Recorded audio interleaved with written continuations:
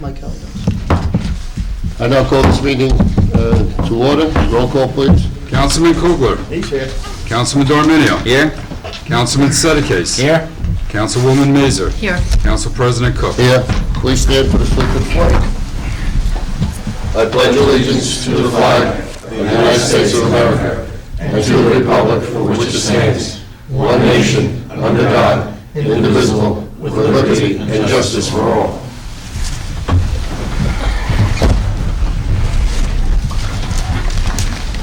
Adequate notice of this meeting has been sent to all council members by police messenger on August 2nd, 2002, and to all legal newspapers in accordance with the provisions of the Open Public Meetings Act, Chapter 231, PL 1975. Motion to approve. I'll make a motion. Second? Second. All in favor? Aye. Before we have anybody get up and speak about the condemnation, I'd like to have those that are here for other purposes may get up and talk.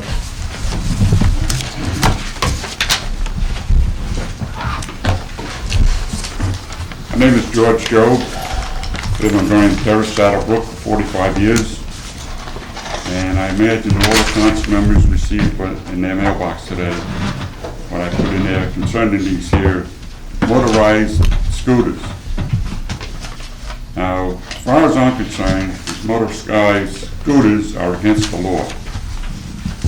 The kids on my block are 8 years old and up to 12. In this state, you have to be at least 17 or 18 to get a driver's license.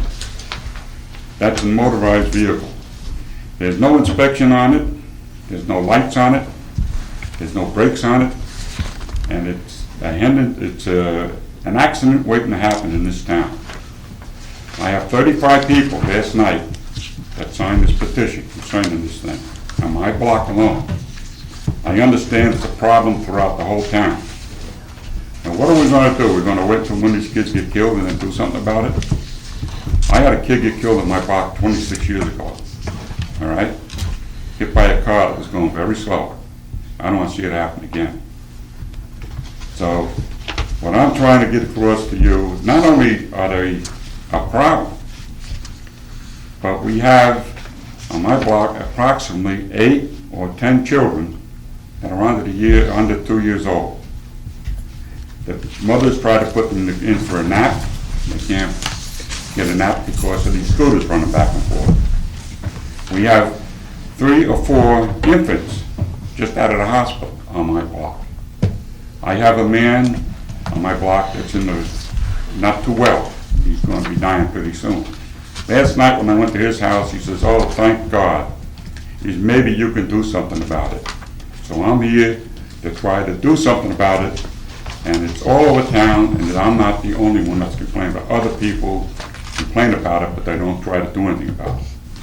So I would like to know, have something to find out about, show me where this thing says that these kids are allowed to ride these bikes, these motorcycles.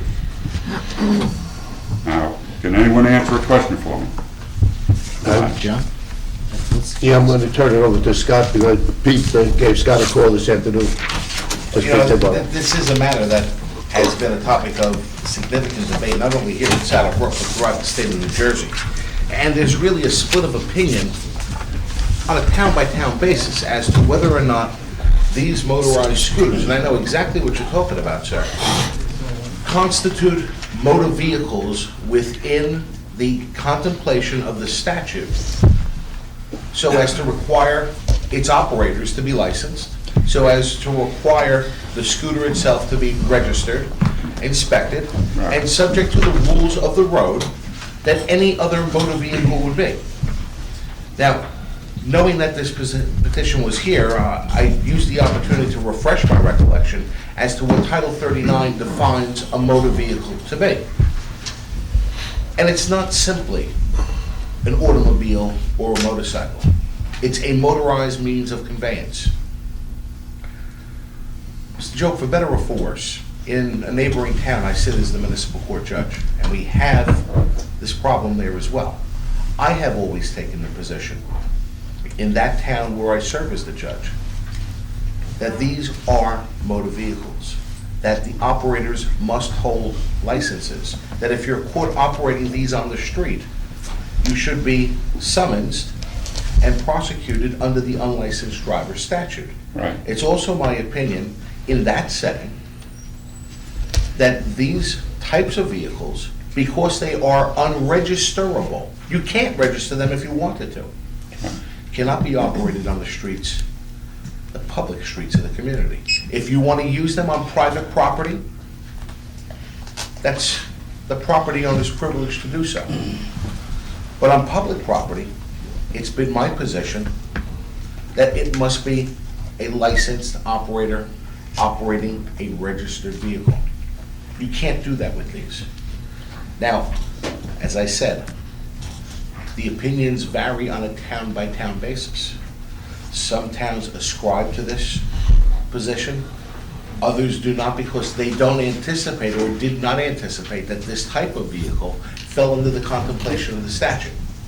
I am not aware of any Attorney General's opinion that makes a definitive call. But I can tell you that it's my position, and if I were asked for a legal opinion, I would opine that these are motor vehicles, they are subject to all the licensure and registration requirements, and they should not be operated on the public streets. Well, not only are they a menace, let's say I back out of my driveway and one of these kids are coming down 10, 15 miles an hour on those things. I don't know how fast they go. They look like they go pretty fast. Slams into the side of my car, okay? This is what my neighbors are concerned about. They hit my car, who's responsible? I'm responsible. I'm a licensed driver, and I'm supposed to be aware of all this stuff. But how can you be aware of an 8-year-old kid coming down the street with one of these things and run into him? The reflectors aren't fast enough. Okay? Now, if these are legal, these motorized scooters are legal, then why aren't the snowmobiles legal on our streets in the wintertime? Why aren't these four-wheelers that they take up to the country to ride legal on our street? They have brakes, they have lights, they have people that are old enough to drive these things. You got 8-year-old kids running around the neighborhood. Not only that, they're disturbing the peace. Nobody can get any rest over there. And it's the first time in 45 years we ever had that trouble in my area. So something has to be done. I'm asking you all agree with me, I hope, that this is a menace to the town. But something has to be done, either an ordinance or something has to be done about it. What do you suggest, Scott? I think that the mechanism is already in place by way of Title 39 to enforce this. It certainly, if a legal opinion is needed to be issued to the law enforcement arm of this government to say we have examined the issue and we opine that, council has opined that this is violative of Title 39, that can be done. I don't think you need a separate ordinance. I think that it's within the confines of Title 39, the enforcement mechanism already exists. Mr. Chairman, can I just make a recommendation? Perhaps maybe now that it's been brought out, and I know it's a concern to some of us out here, that we at least notify the police chief, the police department, that this is a concern that's been brought up at the council meeting so that they can take the corrective measures that need to be taken, whether through education or whether through under patrols, to notify these kids that not to operate these vehicles on the roadway. I believe they have, if I may, I'm sorry. I believe they have been notified because the residents have called in with numerous complaints. And when Mr. Joe came down today, I was in the town hall and am in receipt of the petition personally. And I had advised the administrator, Mr. Pete Lodico, to notify the chief and those involved in the safety issue as well as the noise issue for the benefit of the neighborhood. Good. There are no reported cases specifically on this issue. No one has appealed this, so there are no reported cases. As I indicated to Mr. Joe, there are no Attorney General's opinions that have been issued.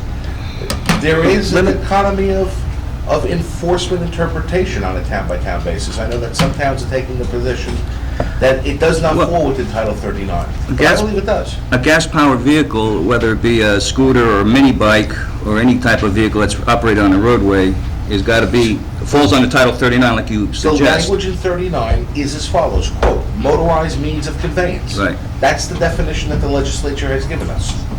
I believe this is a motorized means of conveyance. So I then- think we should have a resolution or an ordinance on the books on this. I don't think an ordinance. Yeah, I don't think you need an ordinance. Title 39, the state Right. statute preempts The reason- local ordinance powers. Now, does that include all motorized, Motorized bicycles. Bicycles. Mini bikes, It go-karts, includes everything. absolutely. If you had a go-kart riding down Market Street, you could rest assured that that operator would be ticketed. Oh, I remember, man, my son had a bike over in Elmwood Park and it was towed away. It was, I wish I had pictures of it. So if I So then the may, chief will be notified on this, and when I give a call down there, something will be done about it.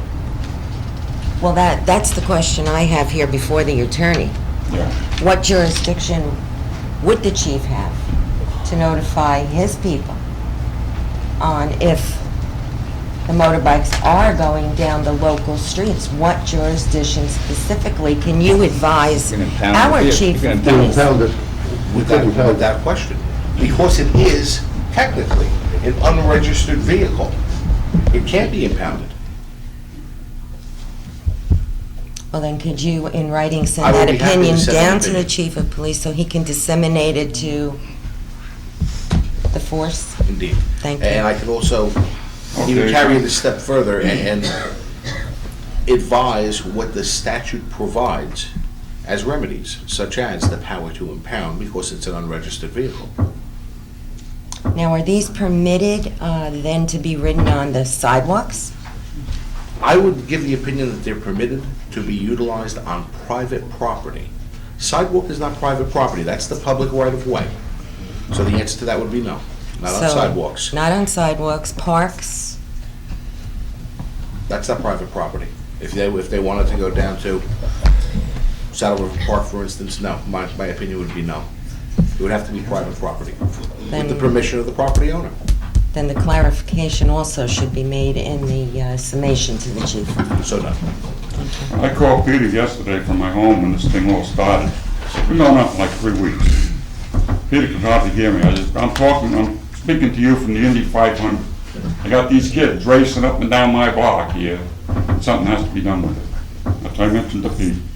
And of course, he called in on it, and we had a few cops coming up there. But still, in all, 9 o'clock last night, they were out there. Okay, thank you, and We'll get a letter to the chief on that, some Joe. movement on it, 4 other nights, and Thank you. Anybody else?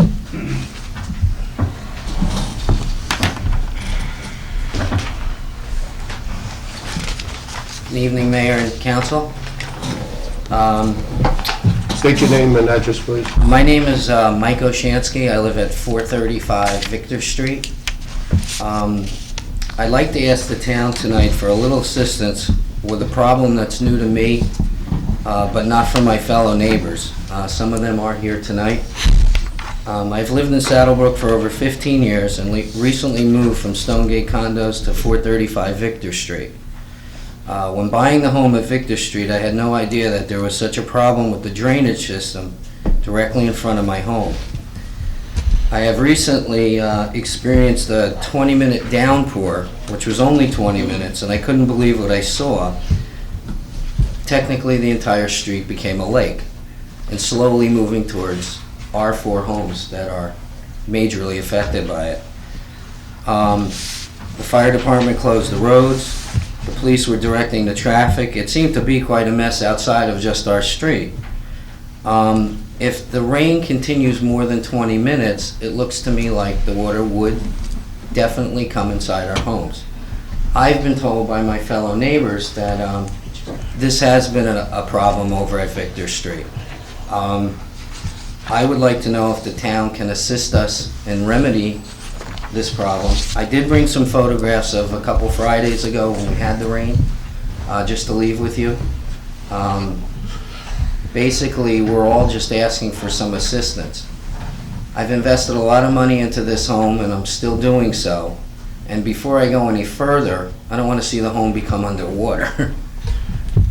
Occasionally, Michael, I'm called over onto onto your block, and the new house that was put up just before 5th Street, there was a double lot there, there's a brand-new house there. There's Yes. the line that goes through the property to the There's an easement. next street, and periodically, the DPW goes over and cleans that out. Maybe that's needed to be done now. But also, Ed, do we have that on, No, Victor was not on the list. that'll be on the next list? I guess Is this closer to the dead end part, or is it the other side? Across from the Little No, League it's directly field. across from the Little ball League. field. Okay. It's where that vacant lot, which is now a house is being built upon that. What we're pretty concerned about is also with that vacant lot that was vacant, when it did fill, the water did have somewhere to go. With a home there now, we'll be pushing the water farther out, which will be spreading the actual water. So as far as the drainage goes, I can understand the vacuuming of the drains, but it seems to be a little more in depth than just that. They could be clogged in farther areas. We would like to understand exactly where they're going.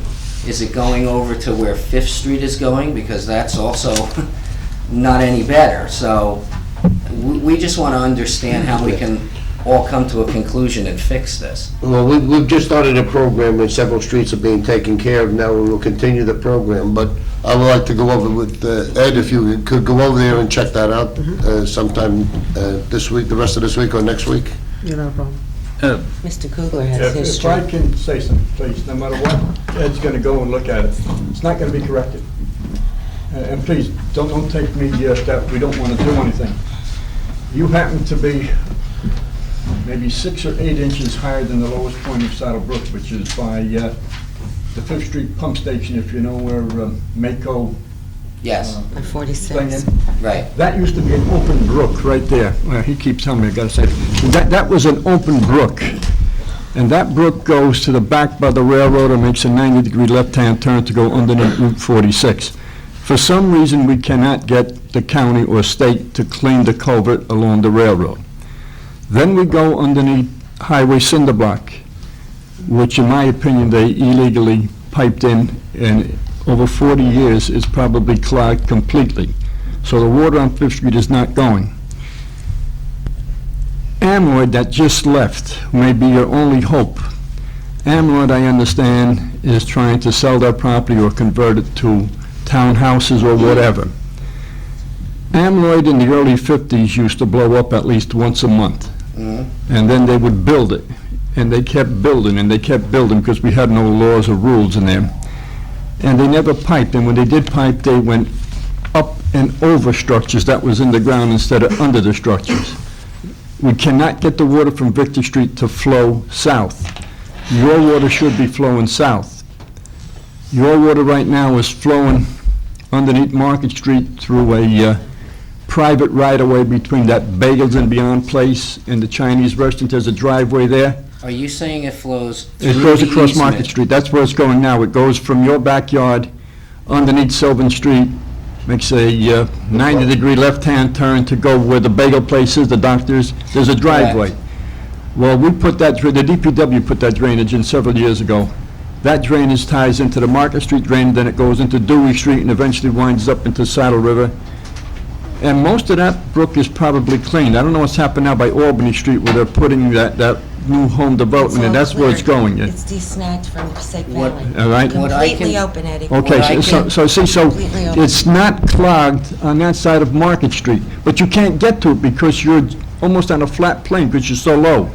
Your water should go south, Okay, and maybe it's the town's fault, we pushed it so it's going north, and it shouldn't be going north. Your flow should be going south.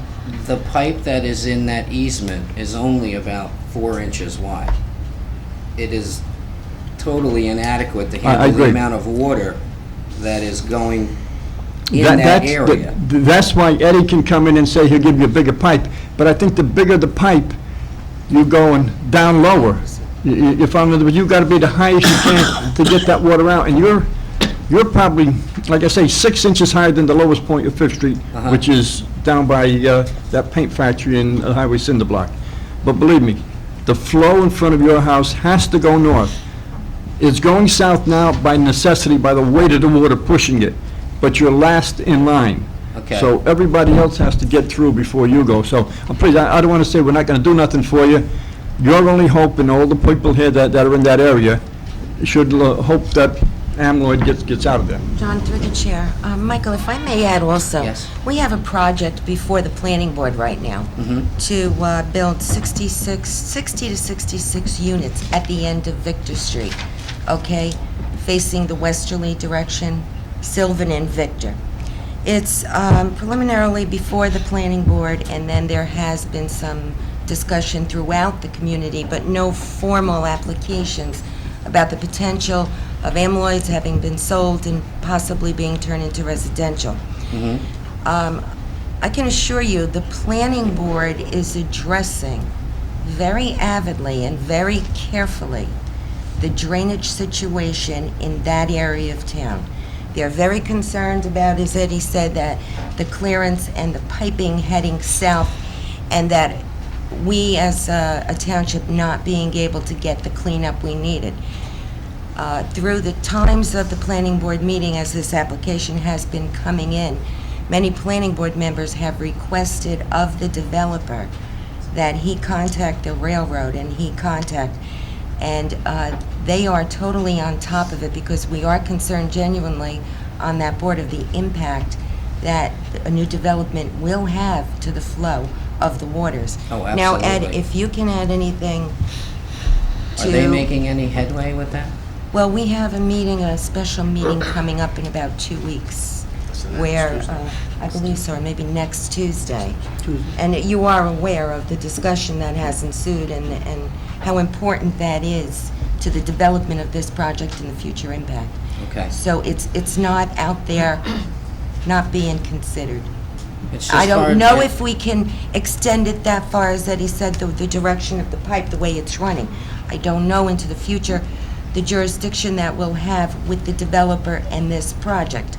I'm hoping we could resolve through that based on this potential plan, which is part of our COA requirement. So that building will be going forward, I'm sure, but it will be under the auspices and the watchful eye of the engineer on the Okay. planning board. Okay. John? And Michael, if I could just make a suggestion? This Yes. Tuesday at 7:30 is that meeting, and it's here. Okay. So maybe you and some of the neighbors in Yeah, that area... I'd like to hear You it. should be there. It's very It's hard for me important. to just move over there and feel like I have to live with this. It looks like it can be fixed. I'd like to address it as far as I can address it. That's why I'd look forward to you coming over there and just taking a look at it and seeing if it could be pipes. Maybe they're inadequate. Maybe it's not just the direction of the flow. We'll be glad to look at it. Thank you. Tuesday, 7:30. Yeah. Oh, I was just going to say, Mr. Palazzati has some history on that, I know.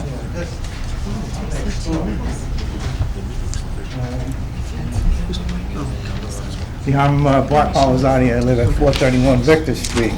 Now, like you indicated, the area is a pond area. It's a low area. They did put in, I moved in February of 1957, and I've been flooded like several times the last one, Floyd. Since the area is a basin, the discharge from the pipes that were put in are restricted from actually flowing because the area that discharges into is backed up usually. So I don't know if they would consider, you would have to build like a retention or a drainage basin in the park on, Kern Place? Current place, yes. And based on the actual total volume, maybe put in an underground corrugated pipe reservoir on the Little League field. Okay, yes, because they've incurred flooding down by the third Right, baseline because throughout you the need a years. storage place. Bart, will you be able to come here next Tuesday at 7:30 and offer that Tuesday, to I have, the Golden Age meeting. Club? 7:30. Thank you. Anybody else wishing to be heard?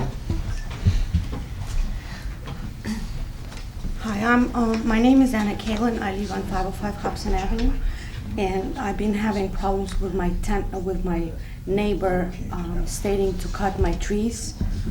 I have several pictures on my street and on Dewey Street and on Steinway, and I don't see why I should cut my tree just because he's mad at me.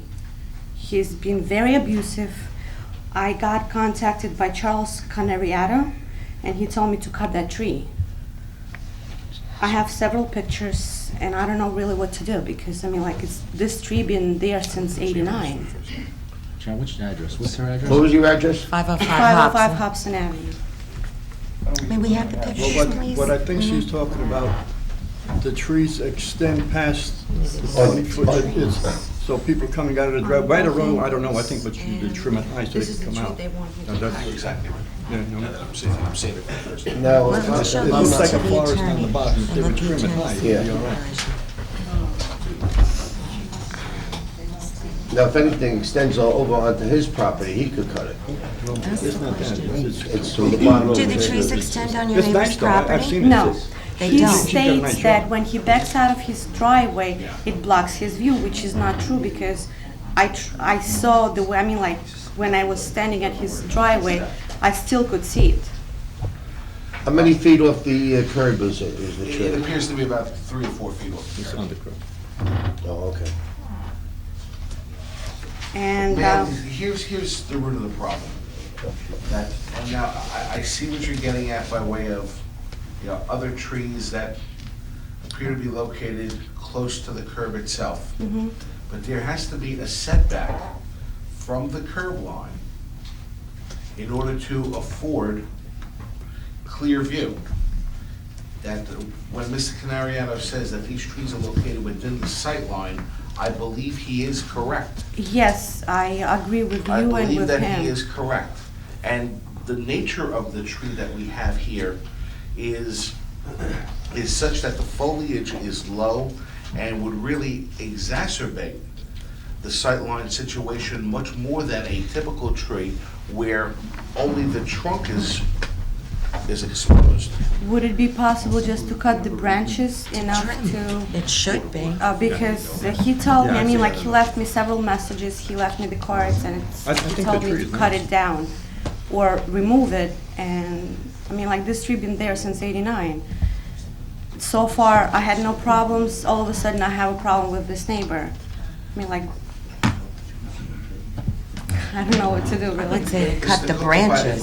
I would love to cut the make branches, I visible don't just mind, low, yeah, I and leave mean, the tree. but Hobson Avenue is an old road without sidewalks. Exactly. So all the trees, as pictured here, are onto the street. You can see the root Exactly. system and everything. Well, he It's told me to- unfortunate for a neighborly Yeah. dispute. Maybe we can come over and work it out together. that would be great, because I have a deadline tomorrow, and I don't know what to do. I'll speak to Charlie. We'll Okay. have that extended and see if we can resolve in a neighborly fashion. That would be great, I would appreciate it. All right, thank you. Thank you. Anybody else wishing to be heard? This is on, other than condemnation. Wait, All right. got one night.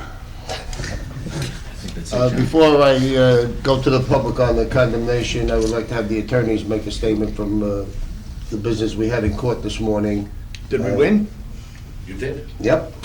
Well, it was a motion. I'll start, Scott, you finish?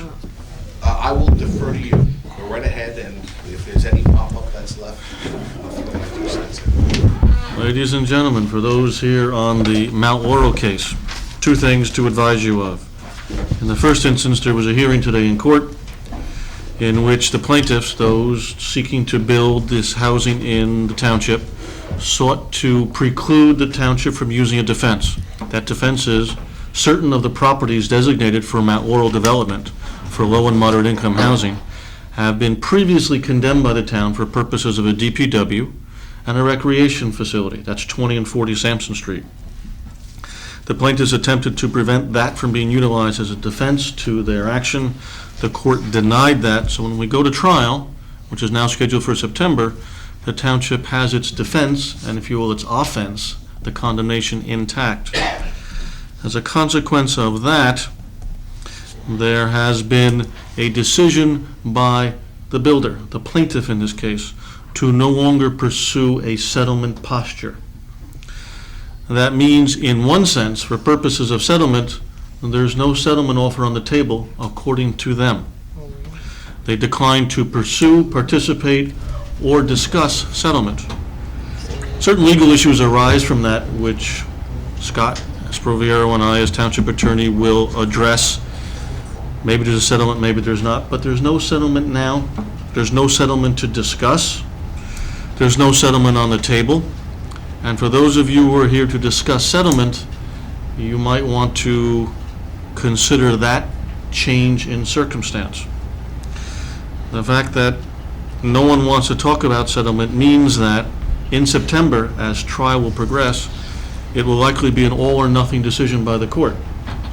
Either the developer will be permitted to build where he wants on 4 different sites in this town, 10, 20, and 40 Sampson and Mayhill Street property, or if the town is partially or completely successful, 20 and/or 40 will be removed from that list.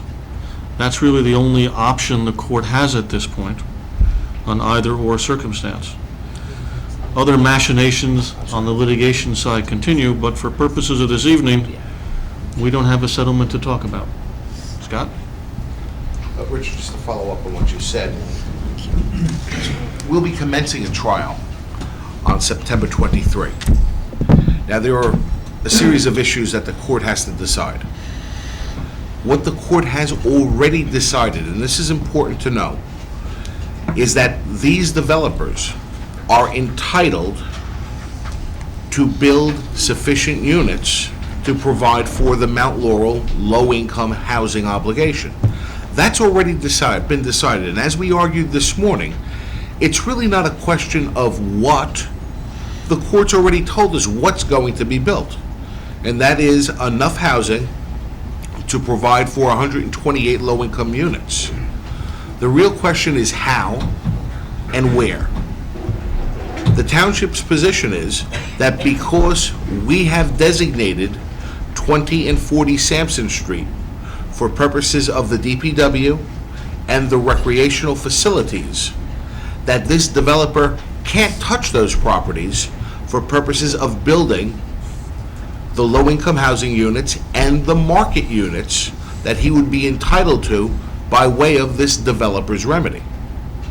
Our fight really now is over where our facilities will be, where their housing will be, and how this all gets done. So that's the fight. The line has been drawn. As Richard was advised late this afternoon at about 4 o'clock, the developer had determined not to pursue settlement at this juncture. I don't know if we said something to offend them this morning, but be that as it may, that's the position that we're faced with. That trial will commence in September. I anticipate what's going to happen is, because the trial involves various phases, first the propriety of the developer's remedy, then the propriety of the condemnation proceeding, and then really a synthesis of the two as to how you get the two to work together to accommodate the competing public purposes. I think this trial is going to be conducted in 3 stages. You'll probably have the first stage proceed in September, then probably a couple of weeks off, and then October, and then probably a couple of weeks off. At this point, I do not anticipate a decision from this court, best case scenario, until, well, I was going to say December or January at best case. So at this point, at this time, this means there's no discussion on a compromise on Mayhill for recreation. That has been pulled off the table. There's no discussion about a North Midland supposed corridor that had been discussed. That's off the All table. of that is, because I know many people are here concerned about the North Midland Avenue corridor. Yeah, through the chair, Mr. Chairman, if I could just add, I think the public should know also that it's also been established, and correct me if I'm wrong, because I attended that court hearing this morning, that there are other properties available to meet our Mount Laurel obligation other than 20 and 40 Sampson Street. So there's other properties out there that could meet the obligation other than those 2 parcels of land. Like I said, Councilman, it's not a question of what. We know what's got to be done. It's a question of where. So this was That's the fight now. This was a good victory for us today in court. Now we just got to forge ahead and see what happens in September. With that being said, anybody, Yeah, I would Joe? just like to make a statement. Since we started this 2.5 years ago, it's been a gut-wrenching battle. I think we're all together as far as, we all want to do the same thing, and that is to, in the end, look out for the town. It's not just about a DPW site, it's not just about recreation, it's about lessening the impact of units that come into town. So it's just a difference of, if you want to stay the course and make a fight, what's the ultimate scenario in the end? Or you settle and you try to make things maybe a little better, maybe not. So our backs were never against the wall this whole time, I didn't feel. I don't believe our backs are against the wall yet. There's still hope. I never give up hope. And I'm hoping in the end, the units come down, we get a DPW site, and we definitely get recreation property. Much needed. Thank you.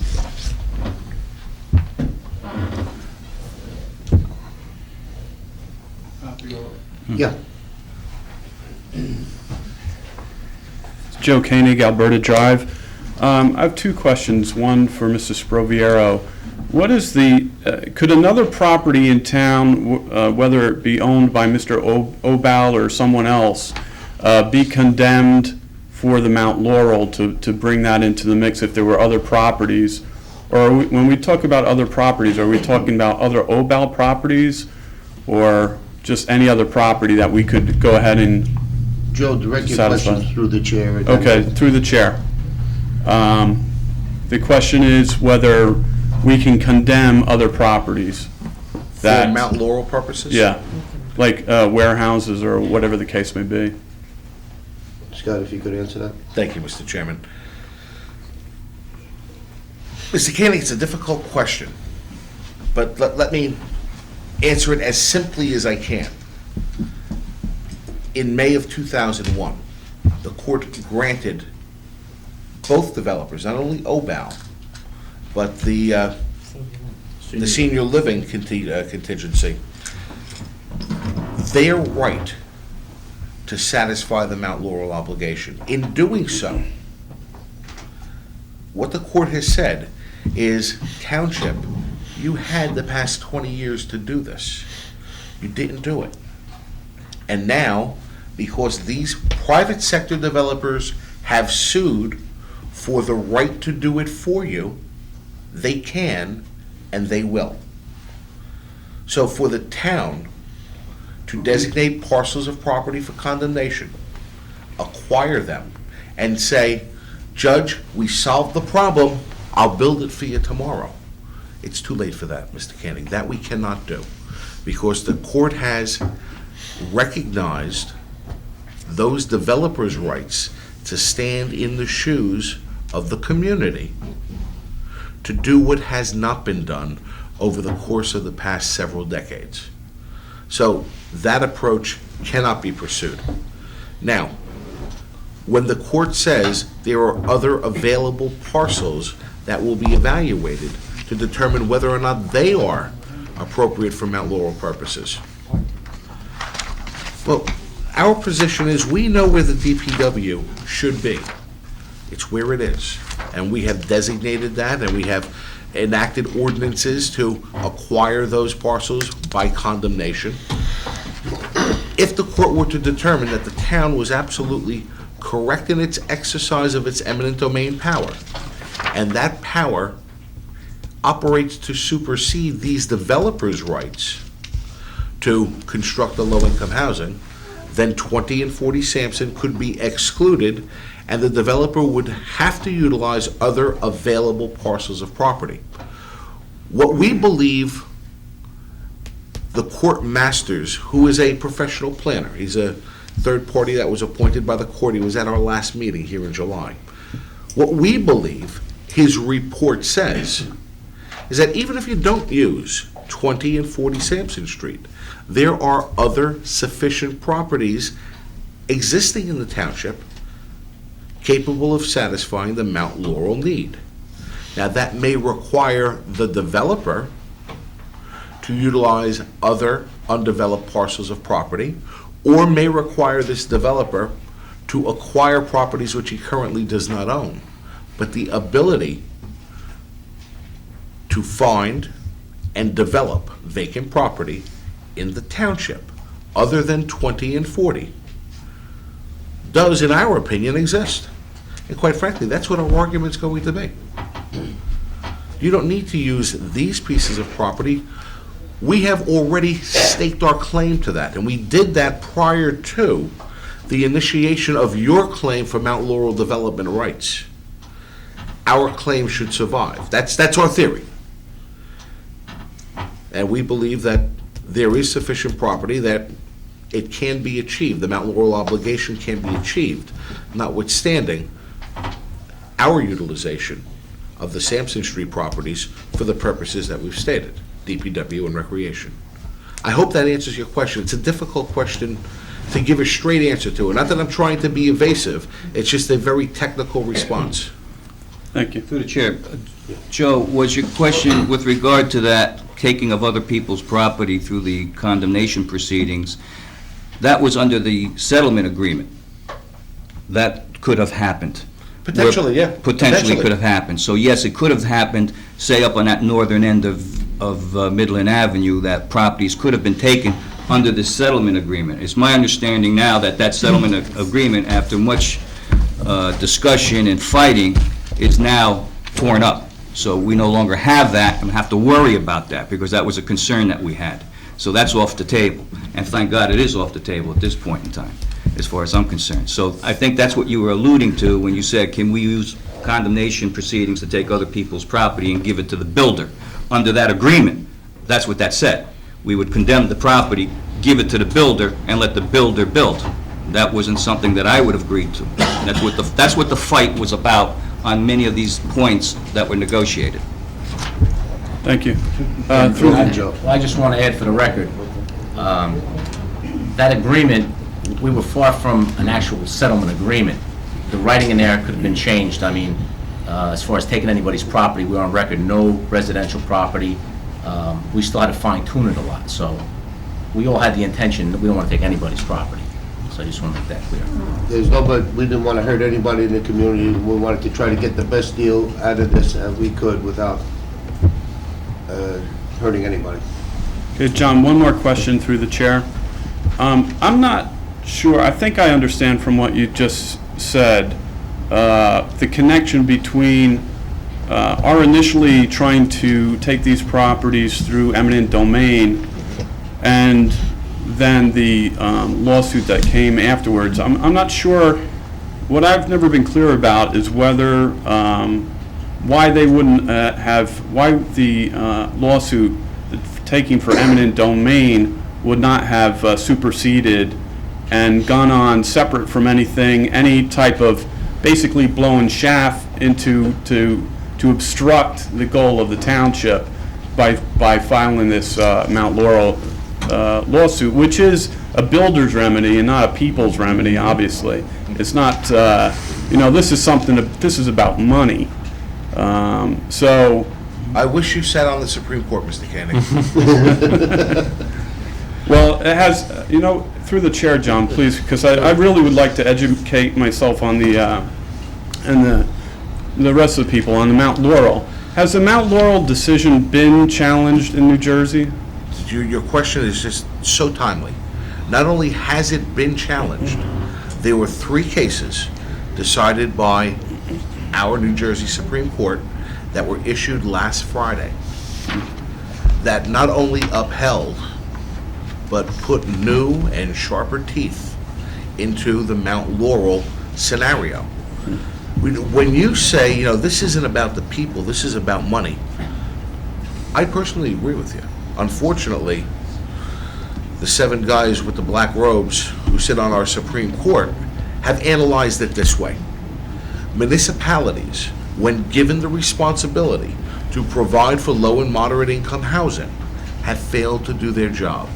The legislature, recognizing this, and this isn't a problem that's, germane only to the township of Saddle Brook, this is going on throughout the state of New Jersey. In order to remedy this, in order to breathe vitality and give someone some incentive, albeit economic incentive, to provide this housing, the legislators, in their infinite wisdom, who sit in Trenton, our assembly, created an amendment to the low-income housing law that provides for this developer's remedy. Now, what that allows a developer to do, if you're willing, as a developer, to come in and build the low-income housing units, you will be given the right to build 80% more market units. So if of the total of 100% a developer is going to build, he only needs to set aside 20% to satisfy a community's low-income housing needs. Now, they have given a tremendous economic incentive to these developers to provide this housing. In my personal opinion, for whatever that's worth, a 20-80 split is wholly inappropriate. A 50-50 split would have certainly done the job. And had we been dealing with a 50-50 split here in the township of Saddle Brook, these 643 units that we've been talking about for the past several months would be reduced to 246 units. 256 units. That's why I ended up practicing law and not becoming an accountant. 256 units instead of 600 plus. But that's what that 80% incentive does. That's what puts us in the situation that we're in. And like I said, this decision just came down on Friday. It breathes new life and new fire into Mount Laurel. One last question, if I may, on the same, through you, the chair.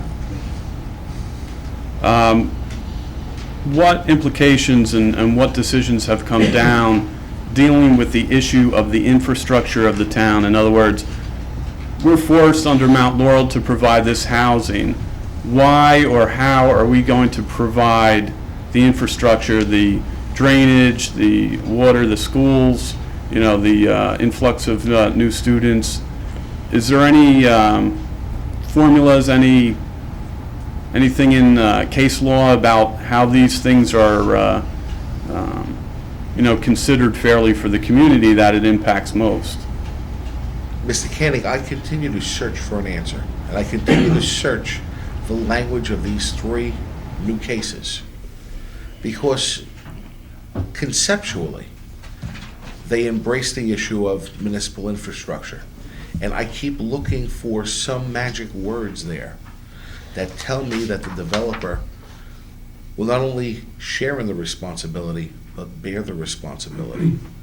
I've been reading these cases every night before I go to sleep since they were issued on Friday. And I'm hoping that one night, real soon, I'm going to see those words, but I don't. So the way I'm reading these cases, and, again, they're not even a week old. I think in this week's Law Journal, they were just discussed and analyzed and critiqued for the first time. The way I currently read them is township be damned. That's not only this township, but the town, or every township throughout the state of New Jersey. That's the sense I'm getting. Provide for it. It's your problem. You allowed this problem to exist, and now you're going to pay for it.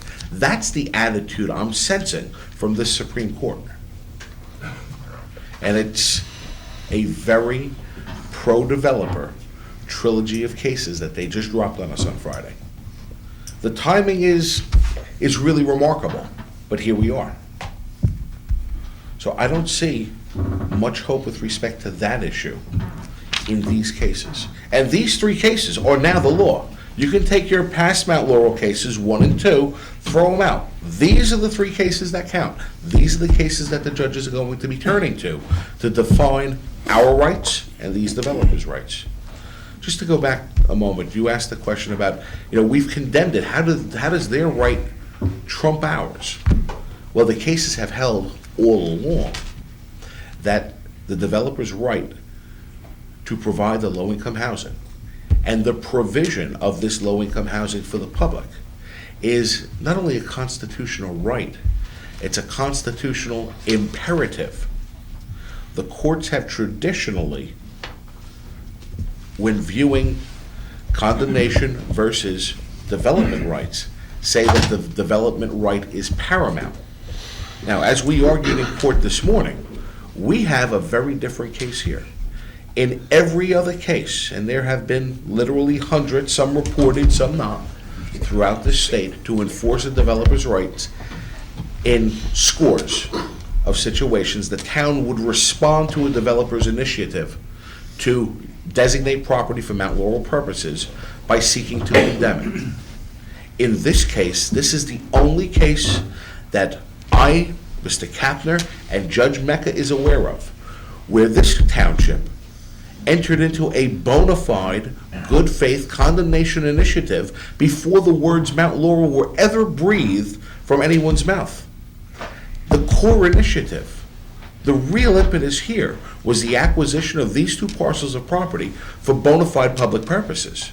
This is the only case of its kind in New Jersey where Mount Laurel has been used to thwart condemnation and not condemnation being used to thwart Mount Laurel development. And we're in uncharted waters. And I'm uncomfortable telling you that, I can predict based upon prior precedent that this is going to be the outcome. We have no prior precedent on which to gauge such an outcome. But what I can tell you is that when the right to condemn has been placed up against the imperative to provide the poor with housing, the imperative has, without exception, in the past won out. This case is different, and hopefully the result will be different. Thank you. Thank you.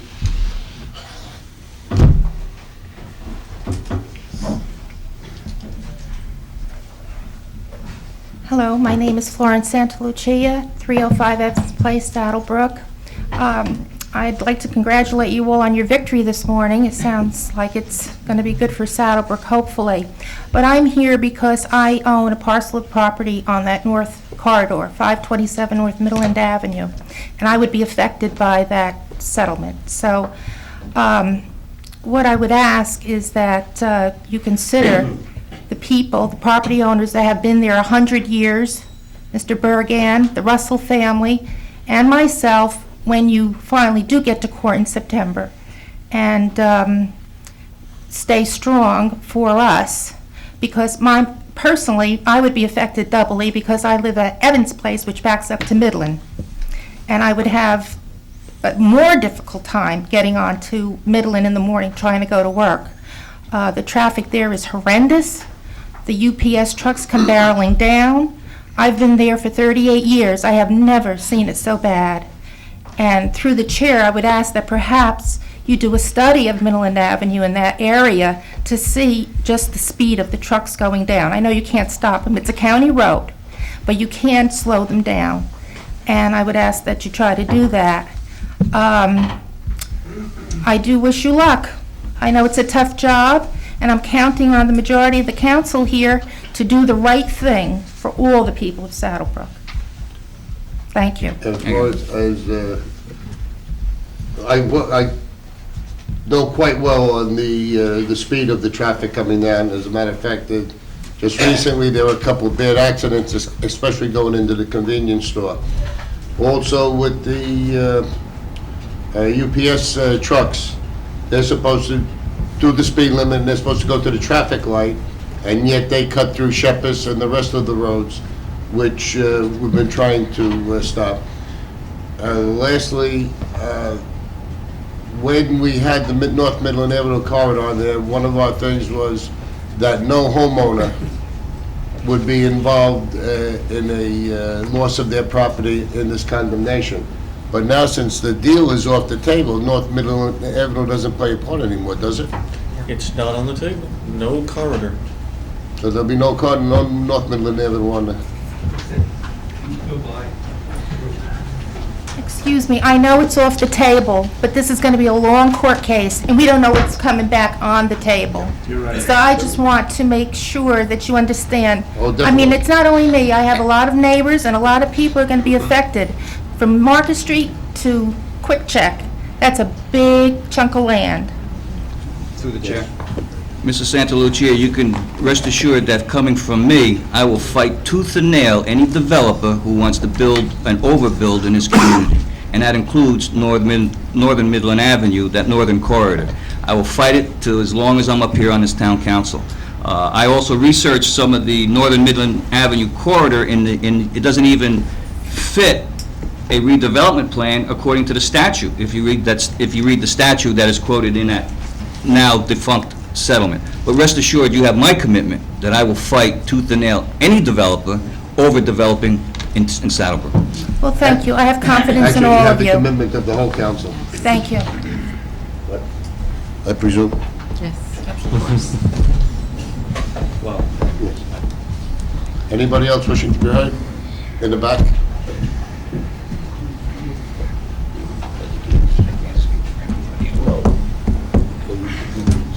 Yeah, Frank Ressi, 21 Grunauer Avenue. About this Mount Laurel, from my understanding of Mount Laurel, isn't it supposed to be the size of your town, that's how many houses you put up for low income?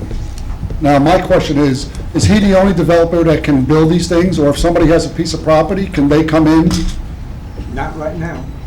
Now it's only the two developers that are on. There's only two developers, like the owner of the piece of property on North Midland Avenue by Enterprise, he's got that big piece of property. If he wanted to build on there and build Mount Laurel, he couldn't do it right now? Unless Right now he one of can't. these two people bought his property? If I may, Good. he can build, he can market them as low-income housing units, but we wouldn't get credit for it. Or that wouldn't fulfill our obligation then? That's correct. Now, is it right that the obligation goes by the size of the town? How many? Yeah, there is a radically There's a- complex formula there's a formula that's been for it, correct? adopted by the Council on Affordable Housing. It's applied to every municipality, and when that was applied... That's done by the state, though, right? That's done by the state. That's correct. So that wouldn't be a credit to us if somebody... If a on- third party came in to say, Right. okay, I'm building low-income housing, no, it wouldn't get credited So toward that the would be state towards requirement. our formula or whatever it is, our That's percentage, correct. what has to be. That's correct. John? Yeah, Frank, if I could just mention, the sad part about it is, I don't think we're gonna have to worry about any other developer, because right now, if this does go through, he might not build on the Midland Avenue corridor, but then those units go to Mayhill. And he owns 10, 20, 40, like I said last month. I mean, there's not much land left, so we're up against a bad situation. Nick, did you want to? Yes.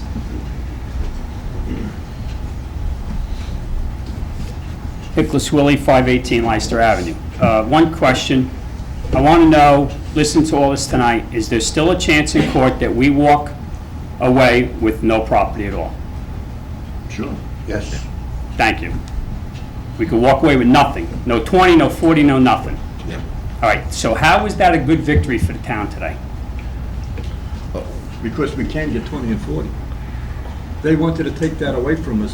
What they wanted to do is... I understand what they wanted to checkmate. do. No, I was here at maybe the you last don't. meeting. Maybe you don't. If we would have lost today in court, Then it's over. It's over. We'd have nothing to say. They would just tell us they're doing this. This is our only check, that we can at least stop them or have some control. I understand what Mr. Kugler is telling me, but there was another deal they could have made, which he didn't want to do, which is all fine and good. I just wanted the question answered, that we could go to court and walk away with absolutely nothing. Now, what you're telling me is we have a shot, okay? Well, I sat at this last meeting with this attorney and their attorney, and they sat here telling us that we didn't have a snowball's chance in hell of getting anything, that we had to take that deal. We should take it, we couldn't, no way in court. Now I'm listening to the attorney sit here and tell us that, yeah, you know, we got a good shot, uncharted waters, the only case of the kind.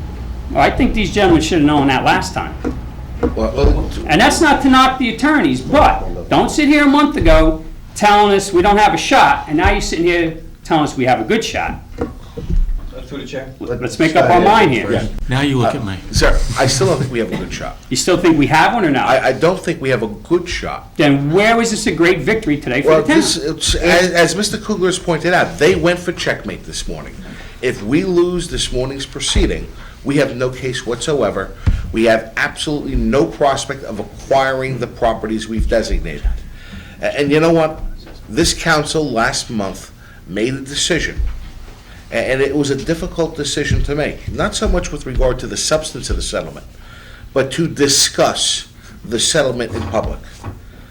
2 months ago, and Mr. Kugler's still steaming at me as a result of this, I wouldn't want anything discussed involving the settlement done in your presence, because it is subject to attorney-client privilege, because it does impact litigation strategy. I mean, what you heard last month was a very frank settlement discussion with regard to the strengths and weaknesses of the case. I heard that we had no case at all. Well, it's not that you I had think a no... lot of people heard that we had no case at all against the developer. I would argue with you to say that what I thought was in the best interest of the community. Okay, that's a different way of putting In it. assessing your probable outcome is consider settlement as it was then put before this board. Okay, but we can still walk away with nothing. We could most definitely walk away with With nothing. nothing at all. Absolutely, zero. No place to put your property. And no right to use Russell Lane for that matter either. A complete shutout. But on the other hand, what the court did for us today is really breathe new vitality. And when you read the language of the court and you take all of the factors into account, I think that the court is wrestling very, very seriously with the fact that we started this process, that notwithstanding all the other cases that say, okay, condemnation rights take a back seat to Mount Laurel rights, this judge clearly recognizes and told us point blank, this is a one-of-a-kind case. This is a case where the town moved forward in good faith to acquire property for bona fide public purposes, and the developer came in to derail that initiative. That message has been gotten across to the court, and that's the first time we heard that type of language from this court since the case started. That's what brings us a sense of hope. That's what breathes some new vitality into where we are today. And not that I think that it's inappropriate to engage in very frank settlement discussions in the presence of the public, but it's risky. It's definitely risky. Yes, it was. And here we are today. Do we have a chance? We most definitely have a chance. Can I tell you that we have a probability of success? I don't know. I've not been here before. But you know what? Neither has this judge been here before, and neither has this developer. We're all breaking new ground. I just want to know if we're going to walk away with nothing, and it's a good possibility. Well, I can't tell you if I had a crystal ball and could predict the Right, future. we don't know, but it's a good possibility this town is going Let's to be walk away with optimistic, nothing. Nick. Huh? Let's be optimistic. Please, I've been in this town since 1963, all right? John, Nick, if I could just say, that's what I said earlier. You have to keep hope alive. I mean, we could still hopefully work something out. I mean, not the North Midland corridor, no condemnation of people's properties, but maybe in the end, something will work out. Like I said earlier, less units, DPW, recreation We all property. hope for that. Maybe not. Going to court, I'm not comfortable with it from what I heard last month. I mean, it's a chance. It's gambling. Well, now today, the attorney's telling us right now that there's new teeth in this Mount Laurel law, so our shot's going down the drain even more. Mr. Chairman, I'm Are sorry. you finished, Joe? But again, what he did say today was a victory as far as it keeps us with a fighting chance. If we would have lost today, that would have been devastating. Completely. If we lost today, there would be no case whatsoever. Case would have been over. Okay, you answered my question. Let me just add to Mr. Willie, we heard the other attorney say how much his paycheck is and how great he is and how good he is and how he's going to win. And if you heard me, I said I'd fire both of these guys, and he can take that agreement and he knows what he can do with it. He lost today. So that does make it optimistic for me anyway, that we can continue to fight, because if we didn't do that good fight, then we wouldn't be sitting here today discussing it. So I am optimistic that we're going to maintain that fight. But as you heard last meeting, he did say he was going to win. Well, today, he did not win. Mr. Cook, may I? Yes, you may. Only because this gentleman raises the question of a downside, which I think is appropriate. Win or lose in September, town's getting Mount Laurel units, 128, and they're getting 640 units total to pay for it. Win or lose. As Mr. Sprovero said, we're just trying to dictate how and when it's going to be. So if there is a complete victory, we get 20 and 40. There's still going to be a 640 units built somewhere in this town on some other property. The only thing we can salvage, if I can use that term, or we can win here, is the clearance on 20 and 40.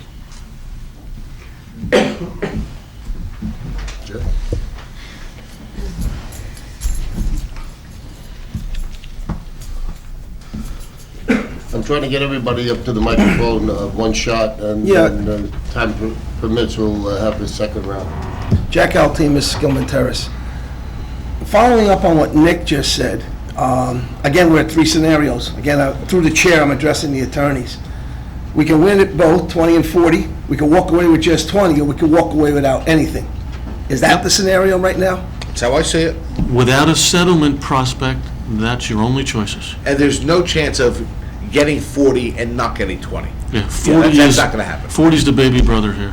It's 20 really, with 40, but no So that 40 without means- 20. So if 20 comes through, that means rec or 40 that we were going to use for the rec, or whatever we were going to do, not necessarily that we wanted that, is going to be out the window. You can get 20 and lose 40, that's right. Yeah. Now, we lose altogether, like we've been talking about. We get nothing. Are we still responsible for all the costs? Should we lose? If we get nothing, Nothing. yes, yeah, then we're paying their lawyers' fees. We're paying their Yes. lawyers' fees plus. Yes. So we could wind up not only losing, but winding up with a bill that could whack the heck out of us. It would certainly embarrass me. A lot of money a I private think it's going to developer can embarrass a lot charge. of people. Thank you. Mr. Chairman, may I make a comment? It's hard for me to sit here and say nothing. This all starts from Russell Lane, where we could have had a DPW site and the case was closed. We had two paid planners, Durham Associates and Cochner Associates, I guess his name is. And both of these planners were to steer us or navigate us through Mount Laurel and tell us how many units we had.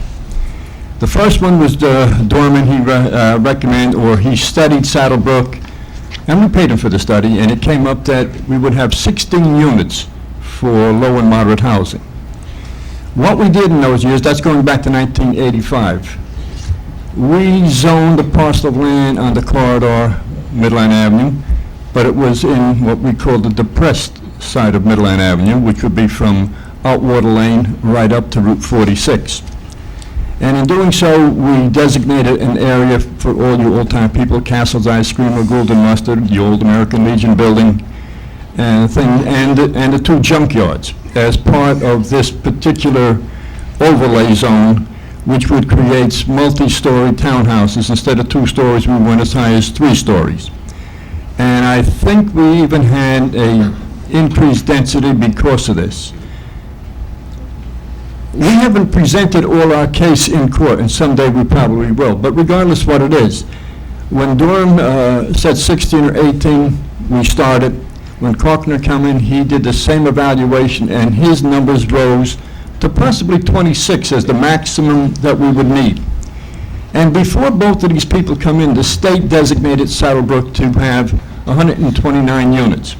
And that's what we are right now. Whether these two professionals were right or wrong, the state said, your vacant land, you have 129 units, which is possible.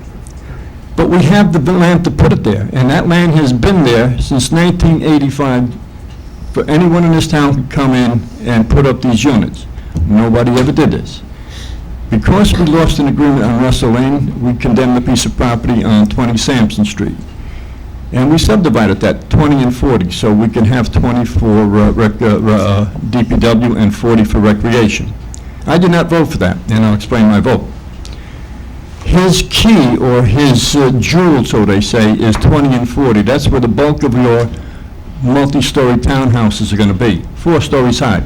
It's going to look like the Pentagon. It's going to be some type of a square building with a hole in the middle for parking.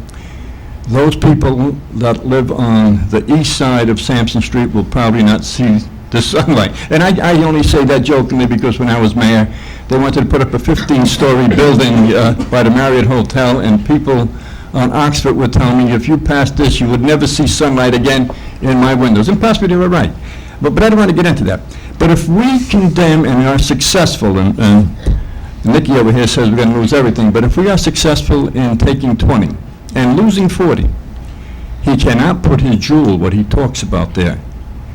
That jewel that he's talking about was bought from Gabriel Estates for, I think, $670,000 or $780,000, give or take. Gabriel Estates wanted to put townhouses on 40 Sampson Street back in 1985, and I sat on the planning board in 1985. And we made him come in with so many things for a 100-year storm, 10-inch water lines coming in. It was so much for the protection of the Saddle Brook that he didn't want to do it anymore. But it was zoned for. But because he didn't, and by the way, let me clarify, we approved it. We approved it for him. Because he never took out a building permit, it died. So it reverted back to what it was before, and that's when Obal Associates purchased that property. And then I think it was in the year 2000 or something, or maybe before 2000. I don't want to get the date, so I don't want to say this wrong. It was again rezoned for townhouses, 20 and 40 Sampson Street, which might have been a mistake, may not have been a mistake. But we had our eyesight, and it was unanimously agreed that we're going to go to Russell Lane. When Russell Lane fell apart, then this town had to move someplace because I don't want to say we're desperate, but we are desperate for a DPW site. We chose 20. If we win 20 and 40, we are, and both councilmen say, or attorneys will say that it's 50-50, 30-20, but regardless what it is, if we'd have lost today, we have no chance at all. I can't see why there's a negative thought in this room saying that we're going to lose. Whether you're for me or against me, I care less. But all those residents that come here in a negative thought, and the master was in the back room last month, and all you people that were clapping in the back, I don't know what you did, but you should and held and helped Saddle Brook. And if you think you did, you're wrong.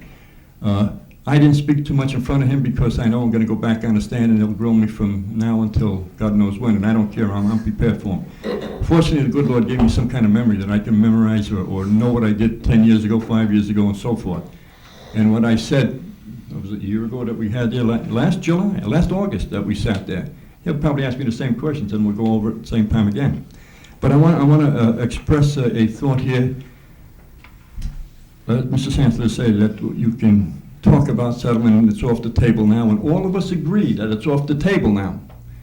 And we all committed to the young lady that it's off the table. So, like Allstate says, I don't do nothing, we settle at the doorsteps of the court. So when we go back to court, I hope all of you people are in the same agreement that we're not going to settle. Because Lou was right, it does not meet the criteria of a redevelopment area. The only criteria that calls for, it's a nice area. The criteria for redevelopment is from Route 46 south.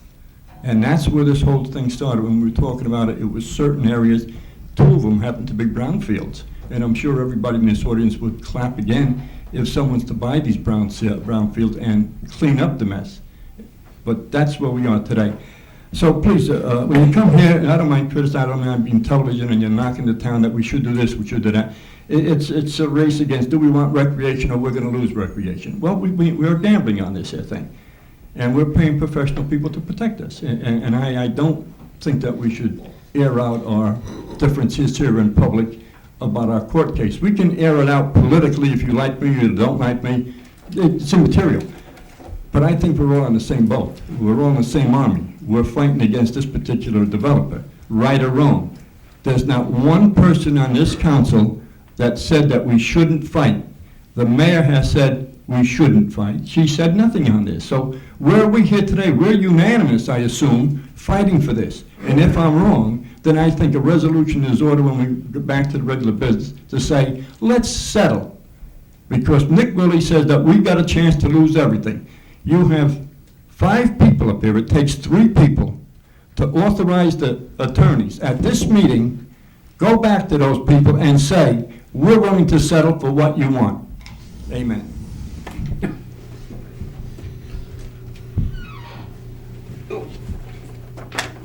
Thank you. Okay. Oh, Victor Cabrera, 590 Hickory Avenue. I've lived there for the last 32 years. I'm not a Johnny-come-lately. Come today and gone tomorrow. My children graduated from the high school. My daughter just bought a house in Saddle Brook. So my grandson, Michael, will be starting his journey through the school system here. I don't know how many of you know, but I am retired from the U.S. Navy. I'm also a federal senior special agent, criminal investigator, retired. And I have a degree, a university degree in management.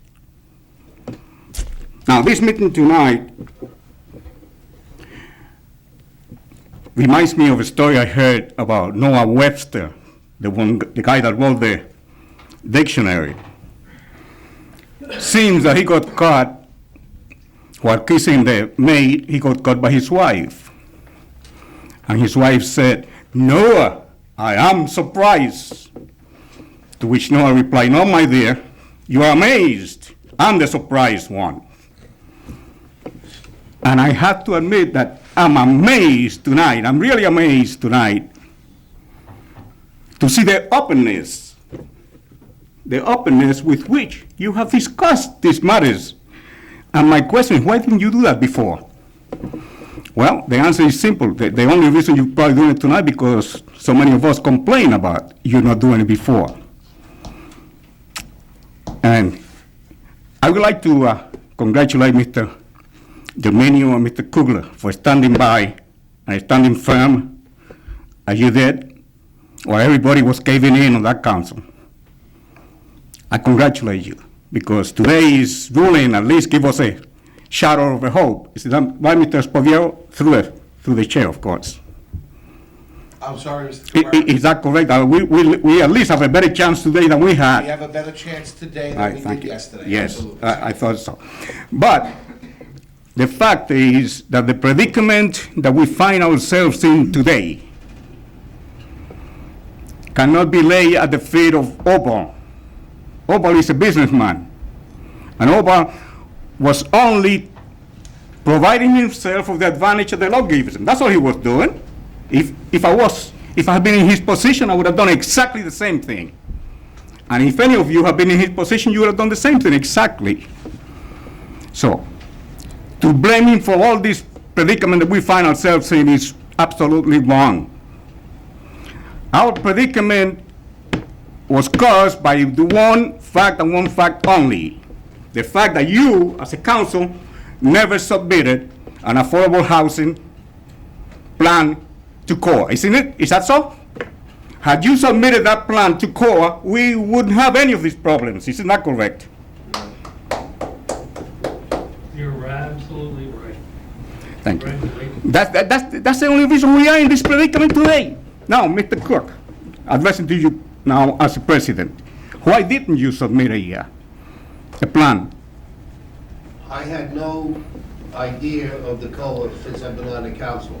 You did not know anything about COA? Excuse me, it's also the planning board's decision. It's not our decision. My understanding is that the planning board did submit a plan to this council, and this council sat on it for years and years and never did anything about it. That's my understanding. You correct me if I'm wrong. Mr. Dominio, you was a council president. Why didn't you? We started the process. And what happened? 2000. We're still fighting the process. No, I'm talking about submitting the plan to COA. Well, in 2000, keep in mind now, in 2000, when we started this process for the condemnation and also for the recreational site, okay, this started with our planners and with COA at that point in time. So we did start that process in 2000 while I was the president during that period of time.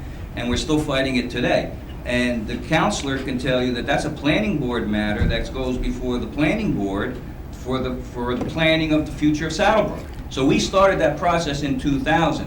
Why it wasn't done before that, I can't speak, I wasn't here. But at 2000, we did start that process. Mr. Cook, if I may, Mr. Dominio is correct. The planning board, in conjunction with this mayor and council, did begin a planning process in or around 2000. That's when we first had one planner. Tiffany. That's right, and then we brought in Mr. Hawker after that. But as soon as the developer's rights suit was filed, we lost our ability to file directly with COA, and instead presented all of Hawker's findings to this master for his determination. But you know what, Mr. Cabrera, you're also right on another score. Because in years past, there had been plans that had been made, and I'm aware, through my prior role as the planning board attorney, that around 84, 86, a plan was drawn. And the plan was actually presented conceptually to the Council on Affordable Housing. And we were told, or the then representatives were told, forget about these 40 units you think you're gonna get. You're getting 129 units. And at that point, they ripped up the plan and said, you know what? If you're gonna stick me with 129 units, I'm not gonna do what you do. The initiative was undertaken.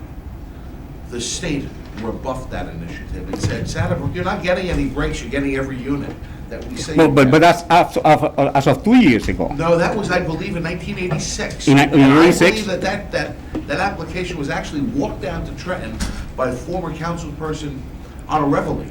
And he was told, Councilman, forget about it, you're not getting it, it's gonna be our way or no way.